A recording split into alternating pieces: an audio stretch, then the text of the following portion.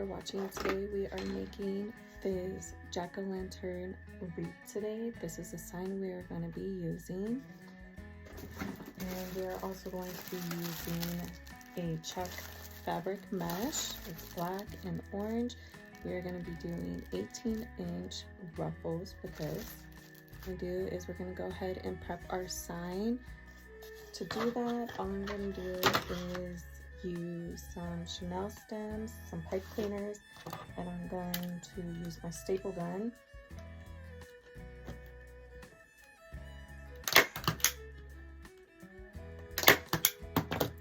So go ahead and attach them. I'm going to put 4 on here, 2 on the bottom, 2 on top, and then I'm also going to be adding a lot of hot glue around the staples.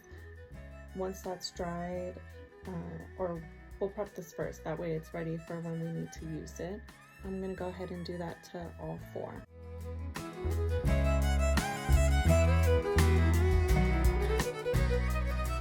Gone ahead and added glue around all of them. The sign is prepped. I'm going to go ahead and set this aside to dry.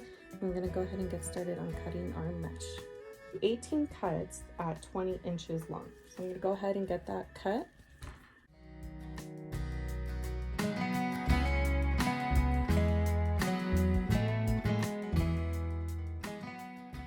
So I'm in the middle of cutting my mesh, and sometimes what happens with the ribbon and mesh is you can get a spliced piece. So here you can see there's 2 pieces. Usually when this happens, you do end up getting a little bit more mesh. So I'm going to go ahead and keep cutting this, and then we'll see how much extra I have left. Hopefully I didn't get shorted, but most of the time when that's happened to me, I've ended up getting a little bit extra. So I'm going to go ahead and cut at 20 inches. And then let's see where this piece is. Yeah, so this is just a tiny piece here. Oh, it's actually at 20 inches, so that's perfect. I'm just going to clean up the edge a little bit. It's just a tiny bit frayed. No big deal if it's a tiny bit off. I'm going to go ahead and keep cutting.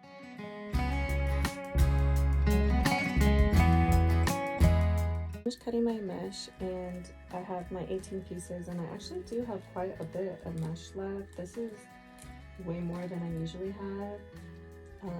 Maybe I miscounted. I guess I'll find out when I put them on the ties, but usually when I cut the 8 pieces, this is generally about how much will be left on the roll. So there is quite a bit left on here, but maybe I miscounted.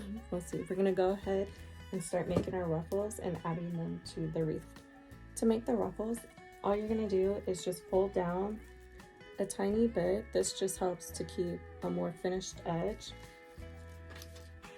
So I'm just folding down a tiny bit. And then I'm just going to use my fingers to scrunch up all the mesh towards me. And then once I get to the end, it kind of does it on its own a little bit, but you're gonna do the same thing. You're just gonna have a small folded edge at the end, just like that. So both sides are folded, have a nice folded edge. And this is what it should look like.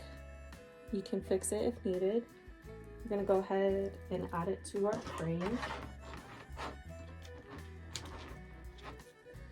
When I add them, I'm just gonna twist 2 or 3 times. I do open up my tie when I add my ribbons, but you can add them on top if you like. I just prefer to open up the tie. And you can go ahead and adjust it if you need to.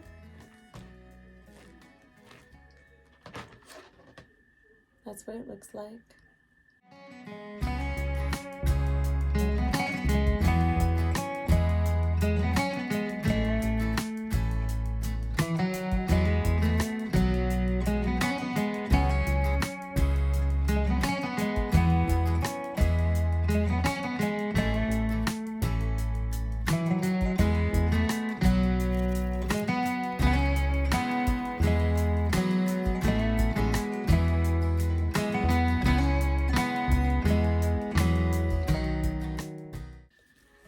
So here is what the wreath base looks like with all of the mesh put on, and I cut just the right amount. There was not, I didn't miscount on it.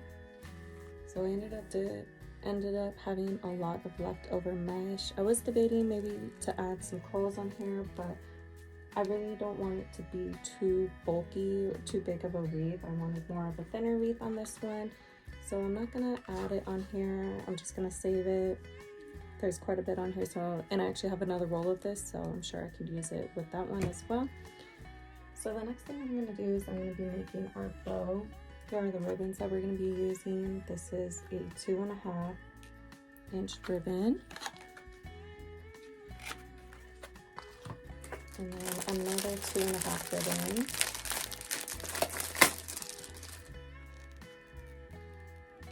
This one has the exact same pattern as the mesh does. And then I got 4 1.5 inch ribbons.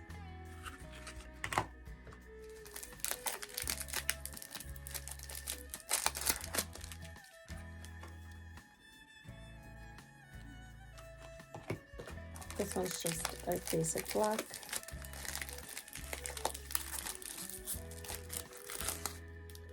It's a little bit see-through, and that's all right.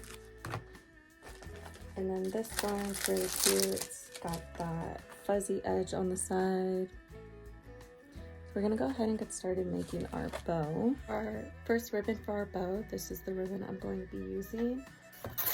I'm gonna measure out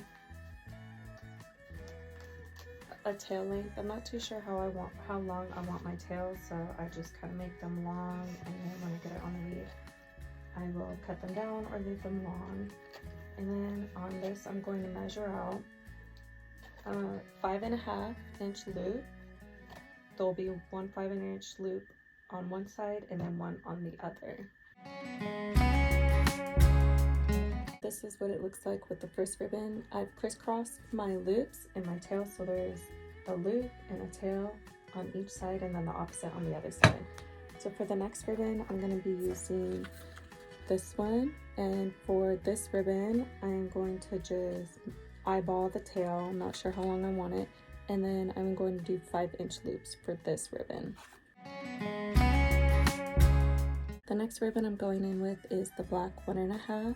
I'm going to be making the loops 4.5 inches on this one.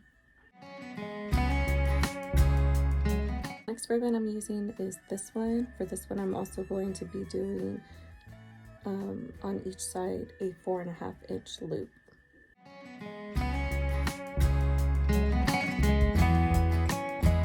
This is the next ribbon in the bow. This one will have 4 inch loops.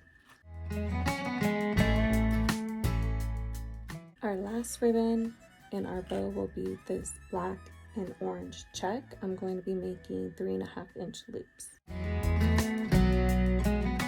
Now that we have finished making our bow on the bow maker, I'm going to go ahead and carefully slip it up so that we can tighten it down with our zip tie.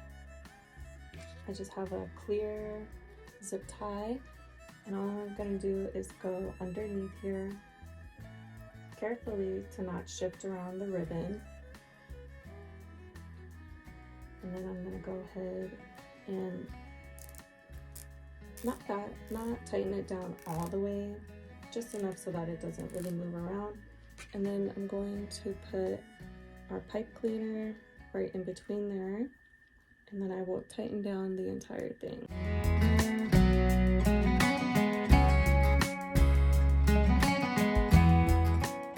Here's the bow all fluffed out, and if you notice, this ribbon does have a directional pattern on it. So here the tail is going the correct way, and then this tail up here is also going the correct way.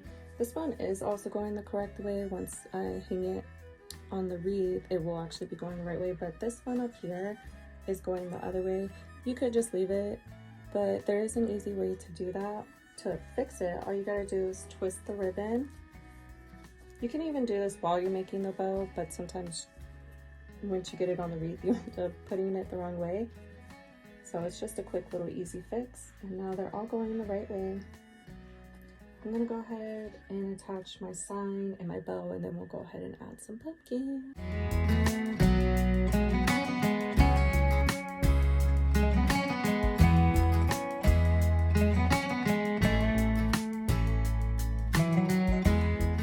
Is the wreath so far with the sign attached and the bow attached. I know I said we were gonna do the pumpkins next, but I totally forgot I want to add ribbon tails around the wreath. So I'm gonna go ahead and pick out the ribbons that I want to use for the ribbon tails, and then we'll go ahead and cut those. I don't do 18 ribbon tails just because the bow kind of hides some of the ties, and I just think it wastes ribbon doing that way. So I'm gonna go ahead and pick out the ribbons. For the ribbon tails, I'm gonna be using this ribbon, this 2.5, with this black 1.5, and then the second set of ribbon tails, I'm going to be using this 2.5 with the same pattern. All right, so I have all my ribbon tails cut,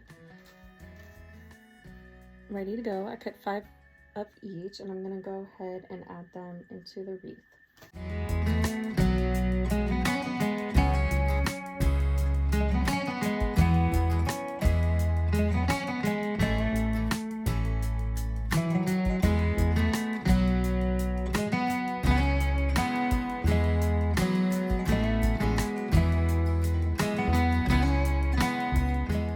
Here's what the wreath looks like with all the ribbon tails added. Ready to attach our pumpkins. I'm just going to be using some of these burlap type pumpkins. I just have a dowel and glued into the bottom of them, and that's how I'll be attaching them. So I'm going to add 3, one of like the beige color, burlap color down here in the corner. One will be right here, and then this one's still drying, but this one will go right up here in the corner. And then I'm also going to be adding some other embellishments. I have some of these orange leaves. I also have some black eucalyptus.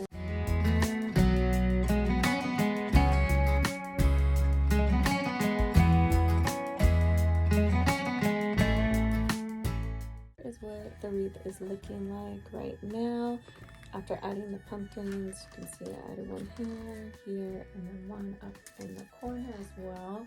I also found some of this tubing. It kind of has, I don't want to say burlap, but it kind of looks like burlap. It's got that same look to it. So I'm going to go ahead and add some of this tubing as well as these leaves.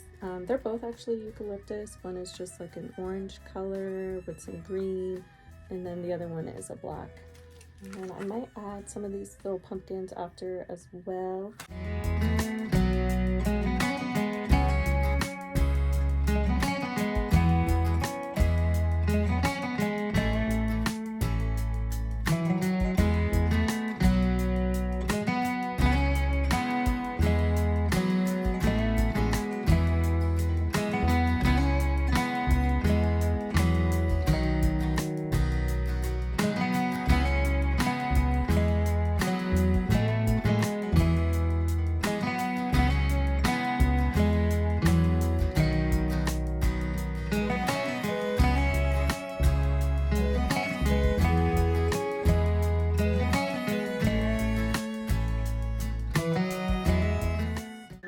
All completed. I added the jute tubing, the black eucalyptus, and then I also added the orange type eucalyptus. I didn't end up adding the little mini pumpkins just because I felt like it had enough already. I'm gonna go ahead and get this hung up on the door. Thanks so much for watching today. I really appreciate it. Please make sure, if you like this content, to like this video, to subscribe. I'll post a video every week of a new tutorial. Thanks so much for watching.